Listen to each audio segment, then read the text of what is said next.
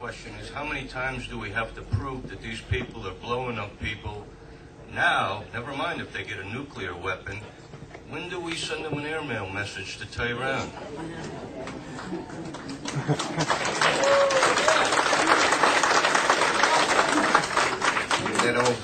That old Beach Boys song, Bomberan. Bomb, bomb, bomb, bomb. Anyway, Bomberan, you know. Bomb, bomb, bomb, bomb.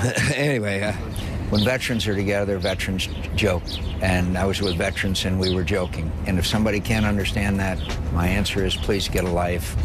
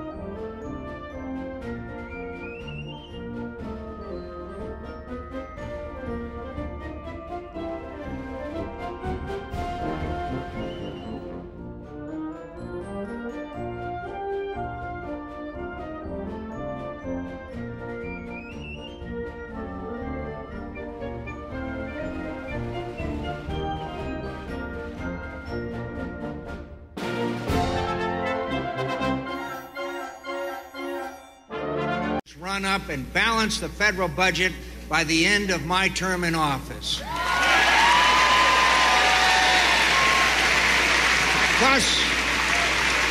Across this country, this is the agenda I have set before my fellow prisoners, and the same standards of clarity and candor must now be applied to my opponent. Thousands of active duty and retired military personnel. I've heard from them. And they're saying, Senator McCain, it isn't broke, and don't fix it.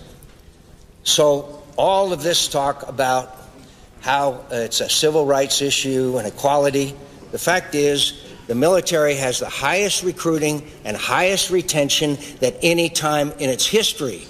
So I understand the other side's argument as to their social, political agenda.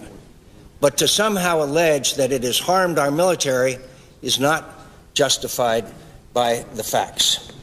I hope everybody recognizes that this debate is not about the broader social issues that are being discussed in our society, but what is in the best interest of our national security and our military during the time of war. Now, I'm aware that this vote will probably pass today in a lame duck session, and there'll be high fives all over the liberal bastions of America, and we'll see the talk shows tomorrow, a bunch of people talking about how great it is. Most of them never have served in the military or maybe even not even known someone in the military. And you know, we'll repeal it. And all over America, there'll be gold stars put up in windows in the rural towns and communities all over America that don't partake in the elite schools that bar military recruiters from campus, that don't partake in the salons of Georgetown and the other liberal bastions here around the country. But there'll be additional sacrifice. I hear that from master sergeants. I hear that from junior officers. I hear that from leaders.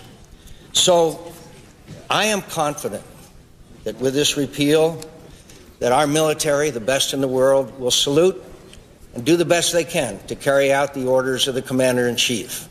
That's the nature of our military. And I could not be more proud of them in the performance that they have given us in Iraq and Afghanistan, and before that, other conflicts. And they will do what is asked of them, but don't think that it won't be at great cost. I'll never forget being just a few weeks ago at Kandahar, Army Sergeant Major with 5 tours in Iraq and Afghanistan. And a forward operating base said, Senator McCain, we live together, we sleep together, we eat together. Unit cohesion is what makes us succeed. So I hope that when we pass this legislation, that we will understand that we are doing great damage, and we could possibly and probably, as the Commandant of the Marine Corps said, and I've been told by literally thousands of members of the military, harm the battle effectiveness, which is so vital to the survival of our young men and women in the military. Mr. President, I yield the balance of my time.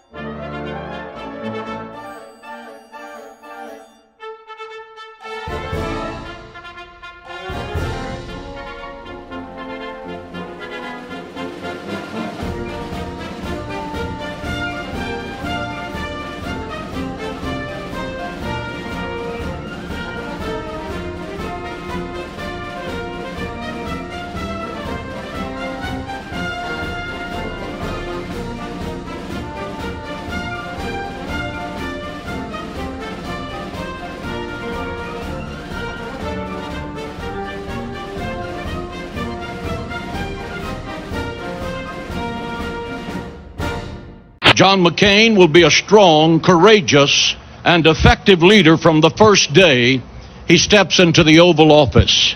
Some Catholic leaders are furious that John McCain has accepted the endorsement of televangelist John Hagee, who they say has a long history of vicious attacks on their church. The president of the Catholic League, Bill Donahue, says Hagee regularly impugns the Catholic Church, calling it the, quote, great whore and a false cult system. This is the great whore of Revelation 17. This is the Antichrist system. This is the apostate church. In this cup, if you will read it in the book of Revelation, is the blood of the saints. This is talking principally about the blood of the Jewish people. Where? From the Crusades that happened back here. From the Spanish Inquisition, from the Holocaust. When Adolf Hitler came to power, he said, I'm not going to do anything in my lifetime that hasn't been done by the Roman Church for the past 800 years. I'm only going to do it on a greater scale and more efficiently. And he certainly has done just exactly that. I'm very honored by Pastor John Hagee's endorsement today. And if God brings this nation into judgment, he will very likely release the terrorists that you've already let get here through the ridiculous immigration policy you refuse to stop.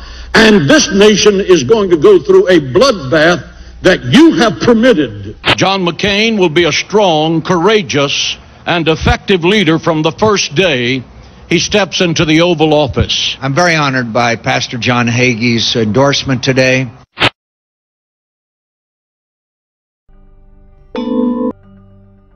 Islam is an anti-Christ religion that intends through violence to conquer the world. And I'm very honored today to have one of the truly great leaders in America, a moral compass, a spiritual guide, Pastor Rob Parsley, who is here. The fact is that America was founded, I'm going to stagger you right now, America was founded in part with the intention of seeing this false religion destroyed. Muhammad received revelations from demon spirits, not from the living God.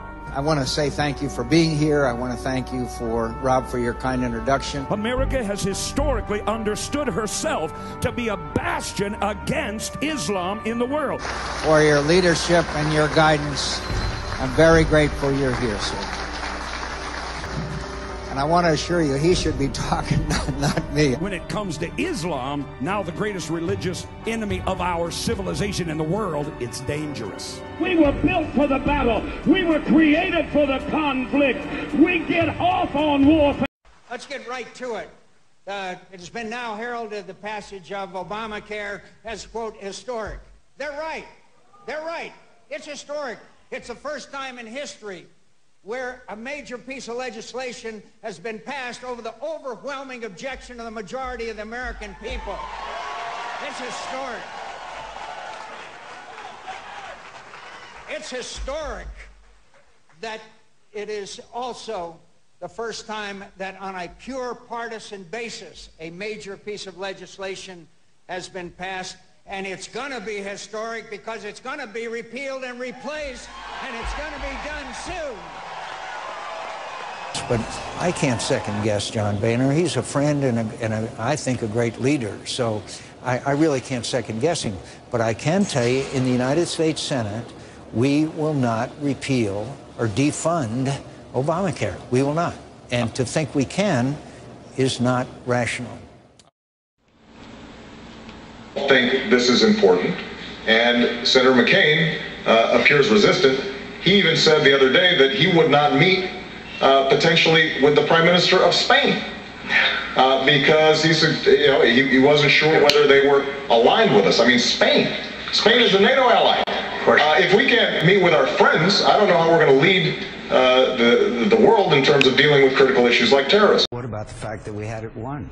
What about the fact that people like me said we've got to fire Rumsfeld, we've got to get the surge going? Yes, we did, finally. And what about the fact that General Petraeus had the conflict won thanks to the surge? And if we'd left the residual force behind that we could have, we would not be facing the crisis we are today.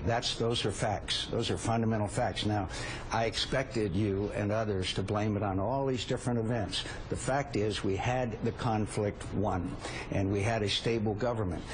I think you are confused because you didn't know what happened with the surge, where we basically had the country pacified, we had a stable government in Baghdad, and we had the conflict basically, for all intents and purposes, won. He does not understand our national security challenges. We don't have time for on-the-job training, my friend. Senator Obama, the economic constraints on U.S. military action around the world. Well, Senator McCain in the last debate and today again suggested that I don't understand. It's true. There are some things I don't understand. I don't understand how we ended up invading a country that had nothing to do with 9/11, while Osama bin Laden and al-Qaeda are setting up base camps and safe havens to train terrorists to attack us. That was Senator McCain's judgment, and it was the wrong judgment. When Senator McCain was cheerleading the president to go into Iraq, he suggested it was going to be quick and easy. We'd be greeted as liberators. That was the wrong judgment, and it's been costly to us. So one of the difficulties with Iraq is that it has put an enormous strain, first of all, on our troops, obviously, and they have performed heroically and honorably. And we owe them an extraordinary debt of gratitude. But it's also put an enormous strain on our budget. We've spent, so far, close to $700 billion. And if we continue on the path that we're on, as Senator McCain is suggesting, it's going to go well over $1 trillion. That concludes tonight's debate from here in Nashville. We want to thank our hosts here at Belmont University in Nashville and the Commission on Presidential Debates. And you're in my way of my script there, if you will move.